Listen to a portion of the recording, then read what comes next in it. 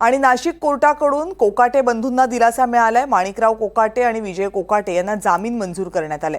50,000 रुपयांच्या जात मुचलक्यावर जामीन मंजूर झालाय। राज्याचे कृषी मंत्री माणिकराव कोकाटे आणि भाऊ विजय कोकाटे यांना नाशिक जिल्हा न्यायालयानं 2 वर्षांची शिक्षा ठोठावली आहे। 2 वर्षांचा कारावास आणि 50,000 अशी शिक्षा कोर्टानं सुनावली आहे।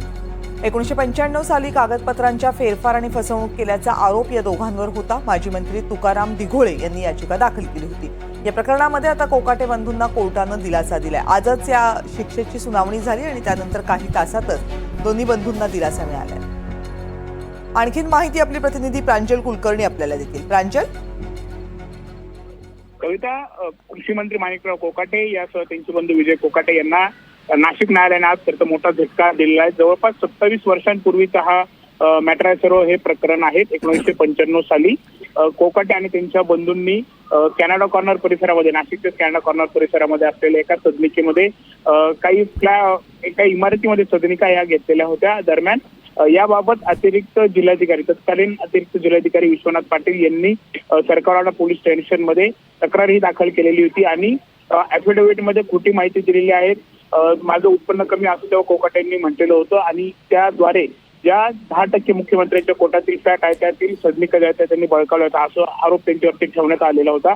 दरम्यान 1997 पासून याची सुनावणी जो आहे, खटला जो आहे तो सुरू होता आणि अखेर आज न्यायालयाने कोकाटे यांना याबाबतचा दंड ठोठावत त्यांना 2 वर्षाच्या कारावासाची शिक्षा देखील ठोठावली होती। मात्र यासोबतच त्यांना 2 आठवड्याची मुदत देखील यावरती अपील करण्यासाठी दिलेली होती। दरम्यान कोकाटे यांनी जामिनासाठी अर्ज दाखल केला असता त्यांना आता काही वेळापूर्वी जामीन देखील मिळालेला आहे। कोकाटे आणि त्यांचे बंधू असं दोघांनी मिळून जवळपास 1 लाख रुपयांचा दंड देखील भरलेला आहे। त्यांना जामीन हा मंजूर झालेला आहे।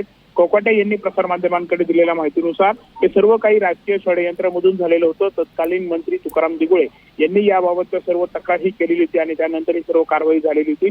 मात्र यामध्ये मी दोषी नाहीये, पुढे मी अपील देखील करणार आहे आणि मला न्याय नक्की मिळेल असा देखील विश्वास कोकाटे यांनी व्यक्त केलेला आहे। मात्र एकंदरीत आपण बघितलं तर कुठेतरी कृषी मंत्री पदाचा त्यांनी कार्यभार हा घेतलेला आहे, कामाला सुरुवात केलेली आहे आणि असं असतानाच आता कोकाटेंच्या अडचणीत देखील भर झाल्याचं बघायला मिळतंय। एकंदरीतच आता या प्रकरणामध्ये त्यांनी अपील तर केलेले आहे, त्यांना आता पुढे दिलासा मिळतो का, नक्की यामध्ये काय होतंय हे पाहणं महत्त्वाचं ठरणार आहे। धन्यवाद तुम्ही दिलेल्या सगळ्या सविस्तर माहितीबद्दल प्रांजल।